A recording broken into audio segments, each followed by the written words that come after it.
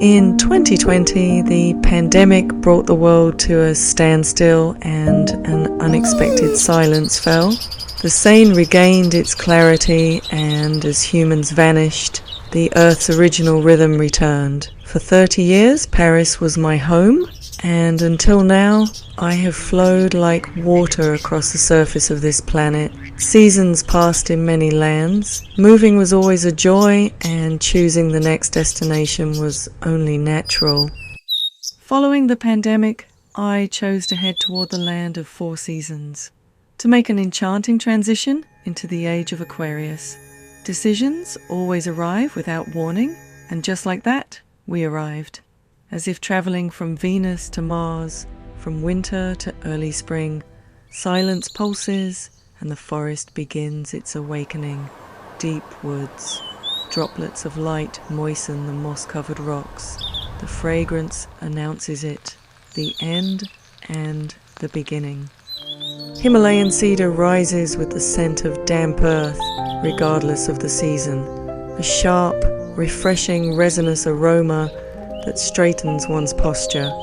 It stands there silently as a guardian of the forest.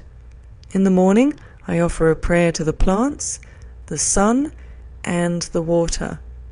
I face a single camphor tree, living far beyond the scale of human time, an ancient presence that has watched over this land since long before humanity arrived. Subaru gazes into the depths of the forest. Standing there was Kamuy, the wolf thought to be extinct. Countless people had visited and passed through this forest, yet no one had ever noticed his presence. Kamuy is the very memory of this land. What is visible to the eye is not all there is to the world. Beyond the 5 senses lies a quiet truth, and now Subaru is touching it. At that time, the media began to call them dangerous.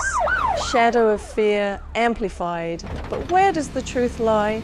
Carving into mountains, disrupting the cosmic order. For whose sake were these projects built? Driven from their homes, shivering with hunger, they descend from the mountains simply to survive. The fear of humans clings to their backs, the despair of a mother. Humans are the last to arrive on this planet. Perhaps we have not yet fully learned the way to coexist. In the winter forest, a mother bear slept, cradling her cub. That slumber was labelled danger, and a trigger was pulled. What I witnessed there was a truth beyond words. Under the name of management, the lives of mothers and children were taken. Rewards were paid for pulling the trigger, as records were quietly accumulated. No matter how loud the cries, they struck the wall of systems, and dialogue faded into the void. In that stillness, a single tear traced down a cheek. In Kamuy's eyes dwells the memory of ancient times. This silent encounter was watched, breathless. It was a sight that seemed to stop time. Different species, moving beyond words, resonating in the deepest parts of their souls. The silence of the forest was eloquent. Just by being there, everything was conveyed. Subaru's heart tightened as he saw the tears in his mother's eyes. He understood the meaning of what appeared on the screen more deeply than words. How can I help? Within his small body, he kept thinking. One early morning on the familiar forest path, the air slightly trembled at the foot of a Himalayan cedar. Subaru stopped and gazed toward the presence. That day, Subaru saw Kamuy, the white wolf, in the forest. But on this day, Kamuy crossed the boundary and appeared in Subaru's dimension.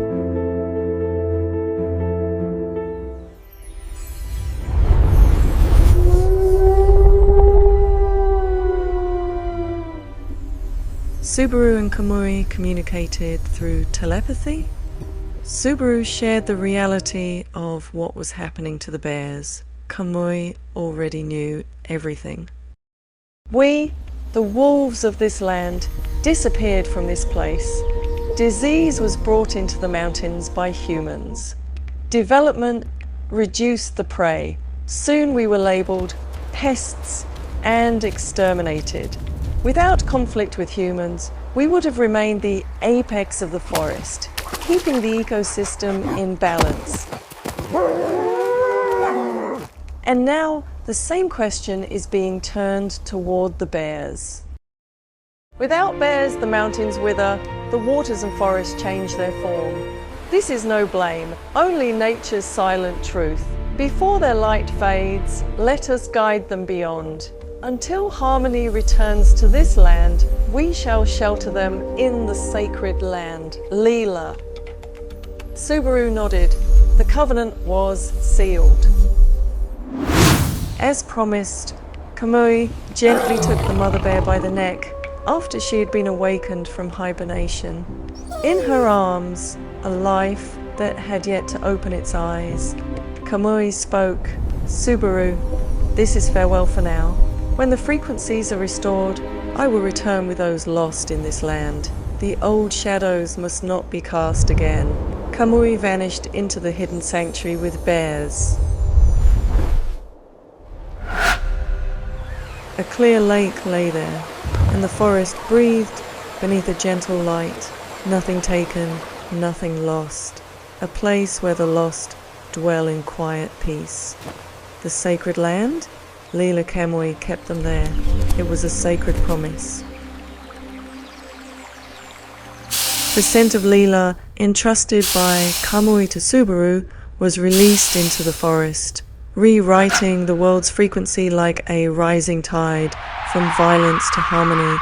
One by one, as the fragrance embraced them, they softly laid down their arms. Memory in fingertips, the sea in the pulse, the earth in every step. Human pride reclaimed. It was the long-forgotten scent of a mother, the very sensation of the soul entering the body. As the weapons were lowered, there was an elderly hunter who loved this nature more than any other. He spoke softly, "The bears too wish to live.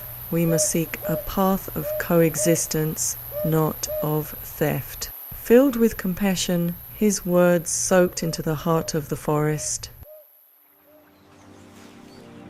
Can humans build a true sanctuary, a Līlā, upon this earth by the day Kamuy appears once more? If that is achieved, humans may be permitted to remain on this planet. If they fail, the earth may quietly sweep humanity away. For those who arrived last and wounded this planet most deeply were us, humans.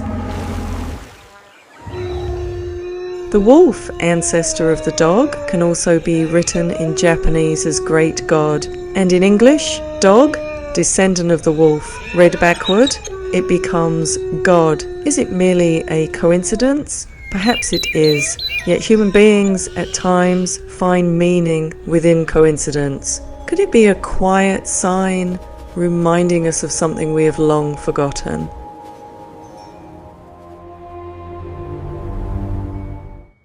The name Līlā carries the Sanskrit resonance of divine cosmic play, a place where the gods walk barefoot upon the earth, softly kissing the ground, dancing, touching the void, and bringing forth something new.